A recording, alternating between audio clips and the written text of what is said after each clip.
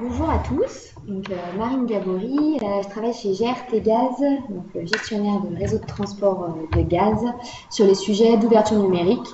Et je vous propose de prendre une quinzaine de minutes pour vous présenter rapidement la plateforme Open Data Réseau Énergie, qui est née en avril 2017, il y a un peu plus de 2 ans maintenant.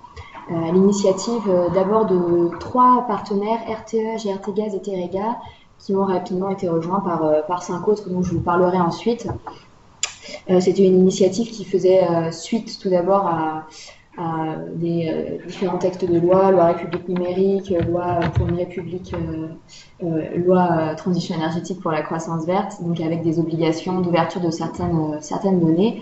Et rapidement, on a choisi de travailler ensemble en multi-énergie pour proposer des jeux de données qui soient plus simples d'utilisation pour nos utilisateurs.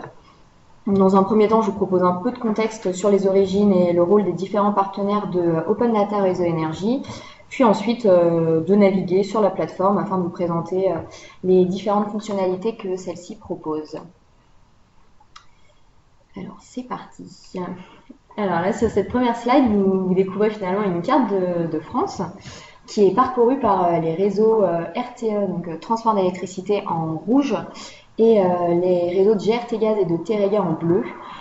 Cette carte-là, vous pouvez la retrouver sur notre plateforme, et on a l'habitude de dire que c'est un peu une première mondiale parce qu'elle représente les 2 réseaux de transport sur un même fond de plan. Donc les 2 énergies, électricité et gaz, que vous retrouvez ici, représentent en fait environ 43% de la consommation d'énergie en France, le reste étant composé de pétrole principalement, puis derrière charbon, biomasse et de NR non élec entre autres. Ainsi, on peut dire que les données qu'on retrouve sur la plateforme Audrey représentent une bonne part du mix énergétique. Assez rapidement, je vous les présenterai. Ce sont des données qu'on essaye le plus souvent possible de transmettre en format multi-énergie, donc de croiser des données gaz et élec, ce qui apporte un intérêt supplémentaire. Dans les différents partenaires de la plateforme Open Data Réseau Énergie, on retrouvait à l'initiative, comme je vous présentais tout à l'heure, RTE, donc, qui est le gestionnaire de réseau de transport d'électricité en France. Alors sur cette slide-là, vous découvrez le système électrique. Donc je vous prie de m'excuser parce que je suis plus gazière qu'électricienne, mais je vais essayer de me faire la porte-parole de mes collègues pour traduire cette slide-ci. Donc elle est assez simple, elle reprend finalement tout le système électrique qui comprend les sites de production, les lieux de consommation qui vont être reliés par le système, le réseau élec, donc de transport et de distribution. Puisque l'électricité ne se stocke pas en grande quantité, la production, elle doit sans cesse s'adapter à la consommation. Et c'est pourquoi l'électricité produite doit être acheminée en temps réel jusqu'au consommateur. On retrouve au centre le RTE, donc un des partenaires de la plateforme Open Data Réseau Énergie, qui est l'opérateur du réseau de transport, qui va donc optimiser le fonctionnement de ce système électrique, veiller à la sécurité de l'alimentation, à l'alimentation de ses clients et à leur approvisionnement. Donc c'est un travail de gestion d'équilibre entre production et consommation à tout instant, qui est assuré par RTE. Et plus tard, vous aurez une présentation de nos collègues de l'agence Auré, qui comprend les distributeurs d'électricité entre autres, et qui pourront aussi vous parler du rôle de nos collègues distributeurs. Le système gaz que vous retrouvez à l'écran aujourd'hui présente de fortes similitudes avec le système électrique, même s'il y a quand même des spécificités bien particulières à l'énergie gaz. Donc déjà, contrairement à l'électricité, la production de gaz, elle provient majoritairement de l'international. On a de plus en plus de production en France avec les unités de méthanisation, mais c'est encore minime par rapport le gaz qui est acheminé de l'international, donc par canalisation ou par bateau. On retrouve du gaz naturel liquéfié qui arrive à différents ports en France. Le gaz se stocke, donc contrairement à l'électricité aussi, on a de grandes capacités de stockage. D'ailleurs, on retrouve un des acteurs majeurs du stockage français, donc Storengy, dans la plateforme Open Data Réseau Énergie, et on peut retrouver des informations sur les capacités de stockage en France. C'est le fait que le gaz puisse se stocker, ça permet donc de moduler les flux de gaz et d'assouplir aussi l'équilibrage transport de gaz. Contrairement au réseau électrique où on retrouve un gestionnaire de transport d'électricité en France, nous pour le gaz nous sommes deux. Donc aujourd'hui je représente GRT Gaz, mais il y a aussi Terega qui est le gestionnaire du réseau de transport de gaz dans le sud-ouest et qui est aussi un des partenaires et fondateurs de la plateforme Open Data Réseau Énergie. Donc l'idée de Open Data Réseau Énergie, c'était finalement on est reparti d'une réalité qui est physique, qui est l'interconnexion entre les réseaux de gaz et élec, et que je vous propose de découvrir avec cette slide là. Historiquement, on avait un réseau de gaz qui allait connecter les consommateurs aux importations de gaz et connecter aussi les différentes capacités de stockage. En parallèle, un réseau électrique qui connectait les consommateurs avec une production centralisée nucléaire, hydraulique ou avec des centrales à charbon. On retrouve aussi un développement très fort des centrales à cycle combiné gaz, des réseaux de chaleur et de cogénération. Donc, le gaz permet de produire de l'électricité et de la chaleur. Donc, on voit que se développent beaucoup de liens entre les réseaux de gaz et d'électricité. Et puis, au fur et à mesure, il y a le développement de nouvelles sources d'énergie électrique. Vous voyez apparaître ici en bas, mais aussi des nouvelles sources de production de gaz renouvelable, donc le biométhane que l'on injecte de plus en plus dans les réseaux de transport et de distribution de gaz. Et finalement, il y a aussi des nouveaux usages qui vont combiner la consommation de gaz, la production d'électricité dans l'habitat avec des chauffages hybrides, des nouveaux usages de gaz ou d'électricité pour la mobilité. Et donc, ces deux réseaux qui vont de plus en plus se croiser. Finalement, un petit nouveau aussi que vous retrouvez à droite qui est le Power to Gas, qui est un nouveau transfert d'énergie de l'électricité vers le gaz. Tout ça pour dire que d'un point de vue physique, déjà, les deux réseaux de gaz et élec se croisent et s'entremêlent de plus en plus, et ce qui finalement, logiquement, amenait aussi à ce qu'on travaille ensemble sur ces plateformes numériques.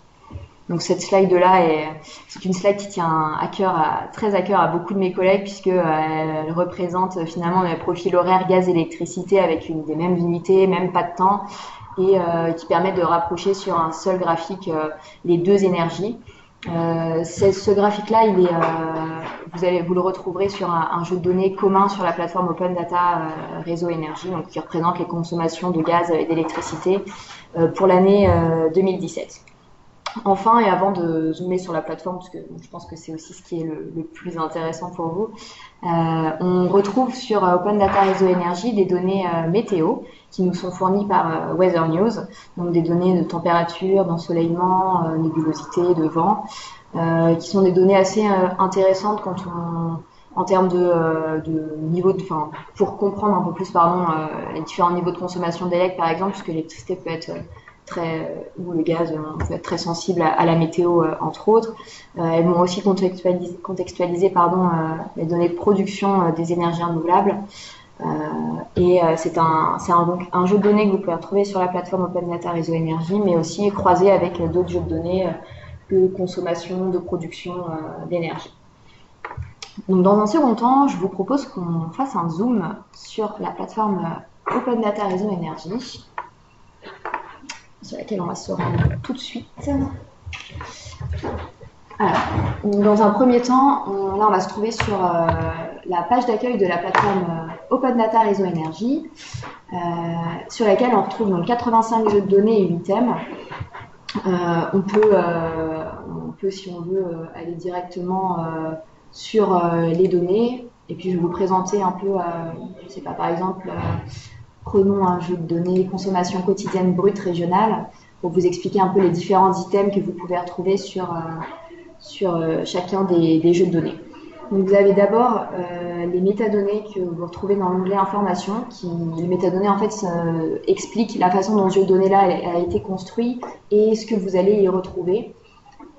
Vous retrouvez ensuite le jeu de données en tableau qui est évidemment exportable par la suite en différents formats, que ce soit CSV, JSON, Excel, et exportable dans son intégralité, ou bien alors, si vous choisissez par exemple de sélectionner une année ou une région, disons sélectionner 2015 et la région Bretagne au hasard, vous avez la possibilité d'exporter uniquement les données qui vous intéressent.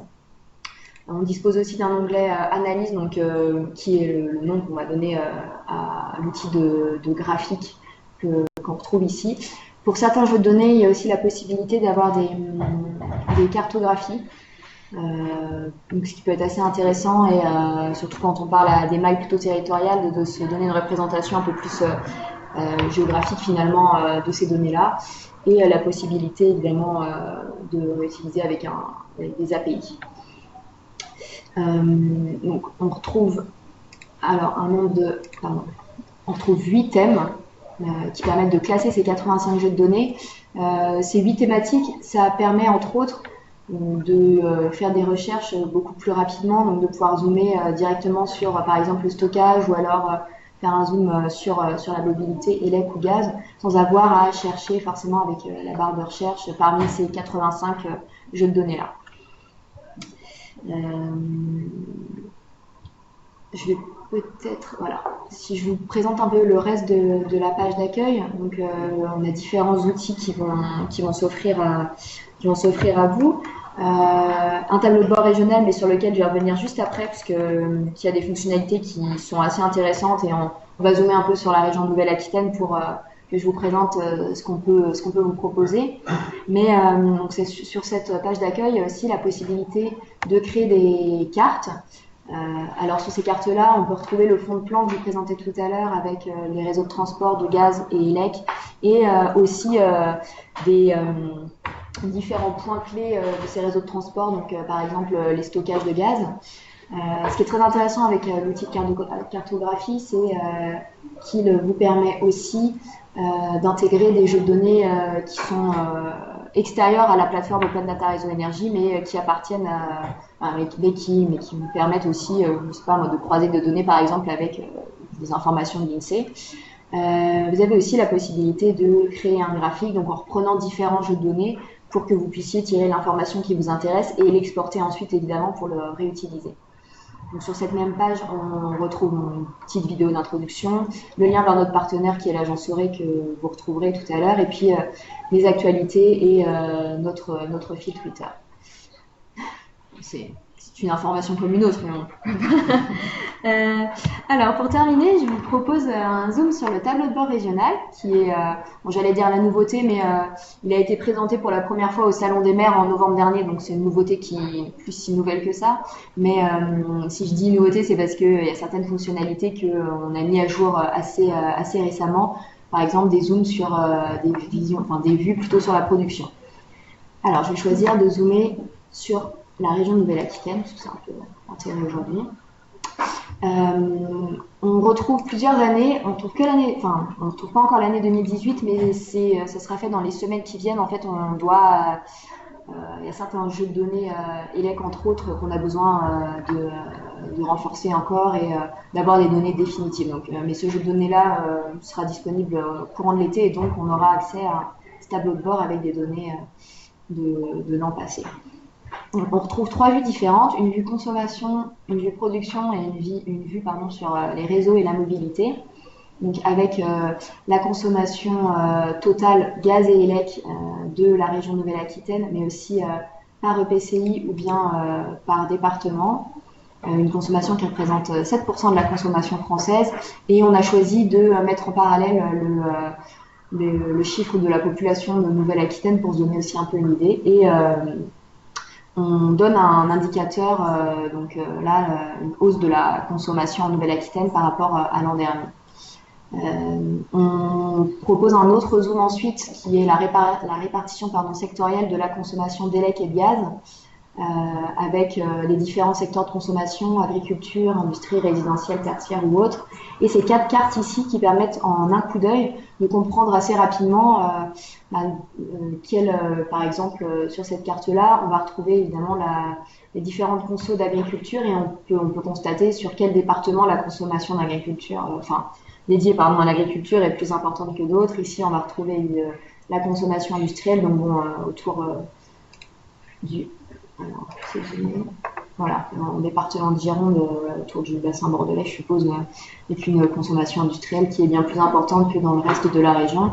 Mais on peut aussi le voir par EPCI. On propose après une courbe journalière avec des consos d'élec et de gaz. Et en parallèle, ce qui est toujours assez intéressant, les températures moyennes sur la même période. Et ce tableau de bord vous permet aussi donc d'avoir des informations sur la production, d'abord les capacités disponibles ELEC du territoire Nouvelle-Aquitaine, mais aussi on a essayé toujours de faire le parallèle avec le gaz. Donc, bon, le vocabulaire est forcément pas le même en fonction des électricités, enfin des énergies électricité et gaz, mais derrière les idées qui sous-tendent sont quand même globalement les mêmes. Ça permet de faire un parallèle et de constater. Donc là, il y a des stockages assez importants en Nouvelle-Aquitaine et donc la possibilité de faire appel à ces capacités de gaz si besoin. On propose aussi une carte avec les différentes implantations, donc la filière ELEC, les implantations des ouvrages gaz et les capacités de production, que ce soit éolien ou solaire pour les ENR ELEC. Puis des focus sur la production d'électricité, toujours dopée par le nucléaire, et sur la production de biométhane aussi, avec la répartition de la production de biométhane par filière agricole ou industrielle. Et enfin, dans ce tableau de bord, je vais terminer par vous montrer cette page réseau et mobilité, qui permet d'avoir un zoom sur les infrastructures à l'échelle de la région avec les chiffres clés, donc kilomètres de circuits souterrains aériens pour l'ELEC et de canalisation pour le gaz, mais aussi deux cartes donc, sur la mobilité avec les bornes de recharge électrique et les bornes GNC pour le gaz. Donc voilà, toutes ces informations-là sont disponibles sur le tableau de bord. On choisit sa région, son année, et ensuite on peut zoomer par EPCI ou bien par département et réutiliser ces données-là. Et je vous promets les données 2018 très rapidement. Voilà pour la plateforme Open Data Réseau Énergie. Donc toutes les informations que je vous ai présentées, je les ai remises sur ma présentation PowerPoint pour que vous puissiez retrouver ça assez rapidement. Bon, je ne vais pas me réétendre dessus. Et n'hésitez pas si vous avez des questions, je serais ravie d'y répondre et avec mes collègues de l'agence Auré aussi.